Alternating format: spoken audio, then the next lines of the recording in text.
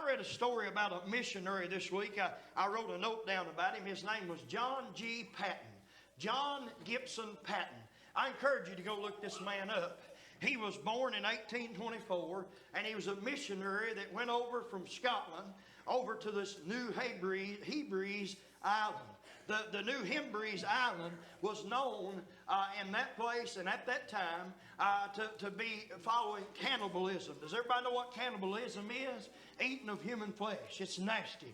It's a devil thing. Amen? And this country that he went to now, they knew about this. He knew about it before he got there, John G. Patton did, and he went into this country. He had married a young lady in 1858, and they was just a few months married, and she conceived a son. And they sailed to this place, New Hebrides, so that he could be a missionary to these people. God had put a calling on his heart that these savage people could get to know Jesus. Amen.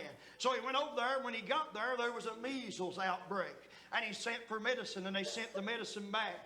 And he would go around through these places and in this cult and in these colonies and give these people medicine that was willing to take it and try to help them to live. And there was a lot of them died, but there was a lot of them lived. In the process of this, his wife gave birth to their son. Their son was born in February the 12th, 1859. On March the 3rd of that same year, his wife got a fever, grew sick, and she died. On March the 20th of that same year, his son got a fever, brand new baby, and died.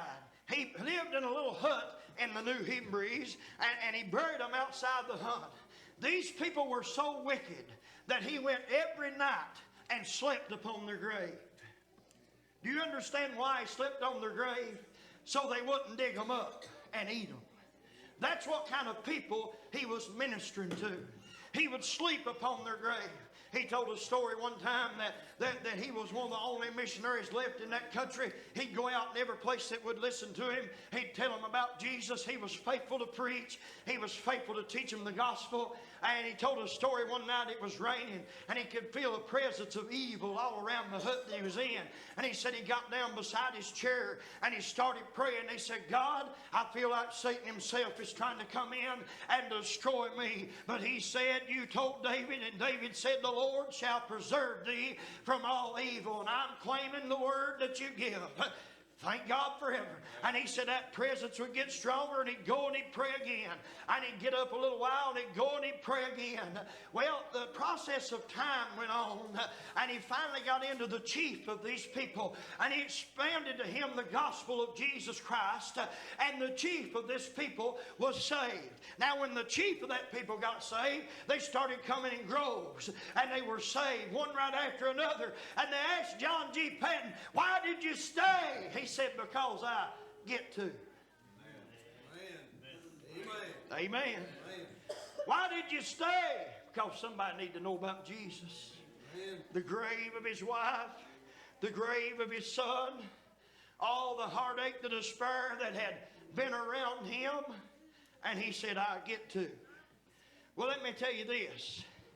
When he befriended the chief of that country before he sailed back to Scotland, the story goes on that later on he remarried. He went back to that country and was a missionary unto them until he moved back home and died in the early 1900s. But John G. Patton sat down with the chief, and he said, Chief, one night I felt a presence of evil surround my hut.